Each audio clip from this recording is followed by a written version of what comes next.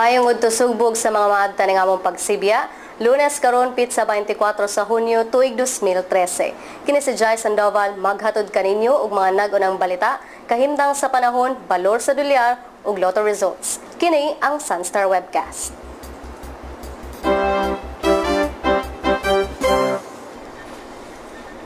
Ang mga nag-unang balita. Chinese vessel walay permiso nga nisulod sa Pilipinas. Haze sa Singapore nakaapekto pod sa Malaysia. Managsuon gikidnap sa Sulu. Sa showbiz, isyong on-screen rivalry ni Julia Barreto o Catherine Bernardo. Sa sports, Super B9 ball sugda na sa Hulyo 11.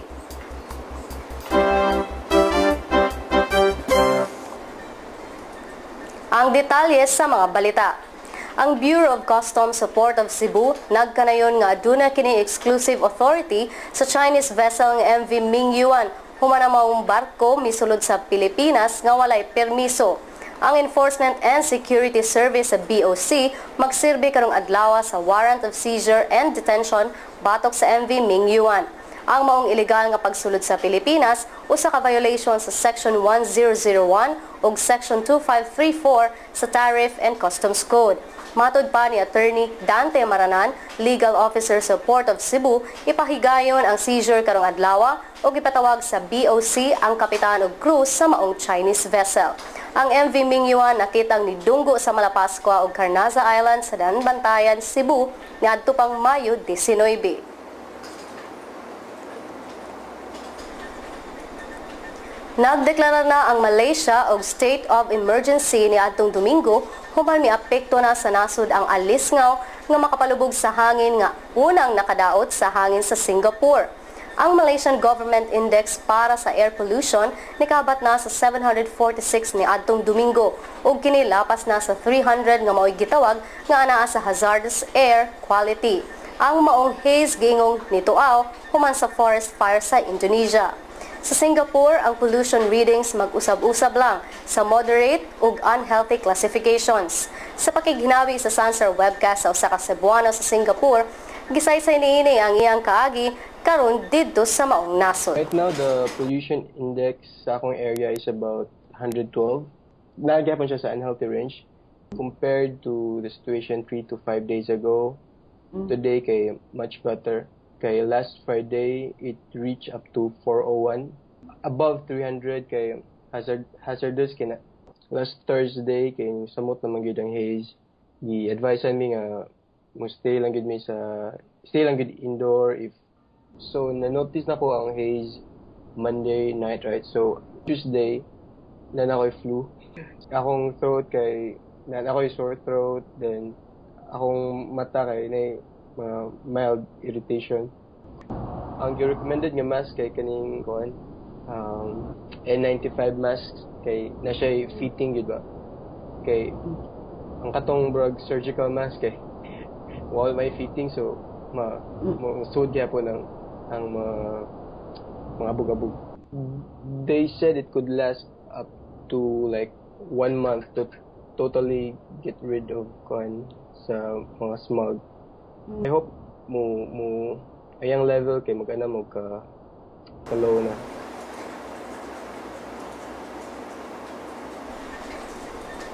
Sa laing balita, padayon ang pagpangita karon sa tuyong pagdakop sa mga miyembro sa Abu Sayyaf nga gituohang mao'y nagkidnap sa duha ka managsuon nga miadto sa Sulu aron mohimo og pelikula bahin sa mga mag-uumang Muslim. Si Najwa ug Linda Bansil gidagit sa napulo ka mga armado niadtong Sabado didto sa lungsod sa Patikol. Diin sila nagbuhat og salida bahin sa mga mag-uuma og kape. Matod pa ni Patikol Police Chief Senior Inspector Christopher Gutierrez, ang tulo ka mga kauban sa magsuon nga anaa na sulod sa van gituohang naka-eskapo. Si Marine Colonel Jose Sinabre nagkanayon nga midagit sa magsuon ang mga miyembro sa Abu Sayyaf kinsa grupo nga notorious sa ransom kidnappings diri sa Pilipinas. Sa showbiz balita, gimakak ni Catherine Bernardo ang issue sa on-screen rivalry nila ni Julia Barreto. Pirmi ning ikumpara ang duha base sa ilang acting skills ug fan base. Dugang pa sa Princess and I actress nga wala kini nakig-compete kang Julia. kinsa pag-umangko ni Gretchen Barreto nga kauban niini sa hit teleserye nga Princess and I. Ug kabahin sa posibleng team-up ni Julia Barreto ug sa love team niini si Daniel Padilla, matud pa ni Catherine na kini magdepende ra gyud sa desisyon sa management. Si Catherine ug Daniel di ay mubida sa umaabot nga horror flick Pagpag nga official entry sa Regal Films, Skylight ug ABS-CBN Productions Incorporated para sa Metro Manila Film Festival kun MMFF karong Disyembre. Sa laing showbiz balita, gipaluyuhan sa Commission on Youth kun COI sa Archdiocese sa Sugbo ang ipahigayon nga special advance screening sa pelikulang Boses sa SM City Cinema 5. Ang maong pelikula makita ugmang adlaw sa mga schedules nga alas 10 sa buntag, alas 12 sa udto o alas 2 sa hapon. Samtang ang regular showing karong Hulyo 31 sa tanang SM Cinemas. Ang naasoing pelikula adunay endorsements gikan sa Department of Education, Commission on Higher Education, Catholic Education Association of the Philippines o Catholic Bishops Conference of the Philippines Episcopal Commission on Youth. Usa kini nga proyektong kansang pundo nga mahipos magamit alang sa COI Cebu delegation alang sa umaabot nga World Youth Day 2013 nga himuon dito sa Rio de Janeiro, Brazil sunod buwan. Sa sports, kapin sa 300 ka mga bilyarista gikan sa nagkadaiyang nasod. Ang gituuhang mupakita og aksyon sa pagpahigayon sa 10th Sunstar Super Balita 9-Ball Challenge karong Hulyo 11 ngadto sa 14 sa SM City, Cebu Trade Hall. 5 ka mga kategorya ang kumbatihan sa torneo, lakip na niini ang gikaintapang Class A diin mag-abot ang mga dekalidad ug bantugang mga bilyarista sa nasod. Dulan sa 300,000 ang kinatibuk ang ganti ning maong labing dakong billiard tournament sa Visayas ug Mindanao. Ang kampyon sa Class A makadawat og usa ka gatos ka libo ka pesos samtang makaluklok og 45,000 ka pesos ang second placer, 20,000 ang third placer ug 10,000 ang fourth placer. Ang ubang mga kategorya mao ang Class B, elementary, high school ug collegiate.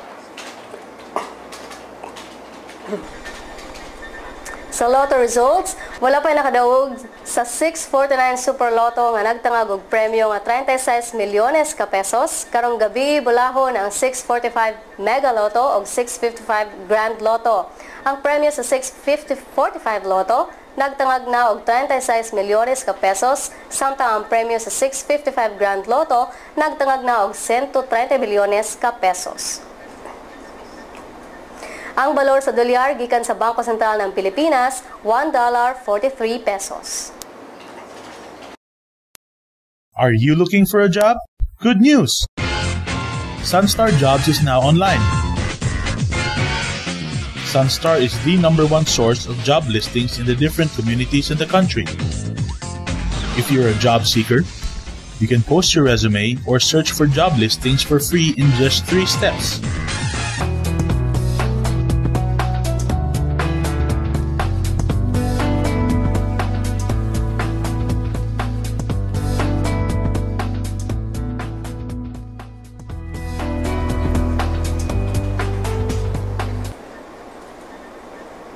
Alang sa kahimtang sa panahon, atong paminawon si Oscar Tabada gikan sa Pag-asa Mactan. Ang dakbayan o lalawigan sa Sugbo, ingon man ang Dumaguete o Negros Oriental.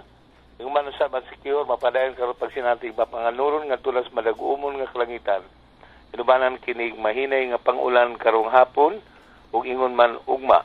Ug kini magkakusog ang mga pangulan o panulog kilat sa gabi sa Miyerkules hangtod sa Huwebes. Ang probinsya sa Bulusab, makasinati usab karon og mapanganuron nga kalangitan ingon man mga mahinay nga pangulan o kini makusog-kusog nga pangulan ug ingon man panulog kilat sa Martes, ingon man Miyerkules ug Huwebes sa gabi. Dala kini siya sa habagat. Mahinay nga tus panagsang kusog nga hangin gikan sa habagatang kasagpan ang Muros, ang dagat sa bayunan niini may pagkabaluron. Ikan botas Pag-asa Mactan ug Star Tabada. Para sa uban pang mga balita karong adlaw, bisitaha ang www.sunstar.com.ph ug i-follow ang among Twitter at Sunstar Online ug i-like sab ang among Facebook page Sunstar Philippine News. Dinhi natapos ang atong balita karong adlaw, Lunes, hangtod na pod sa ugma, Martes, kini si Jai Sandoval para sa Sunstar Webcast.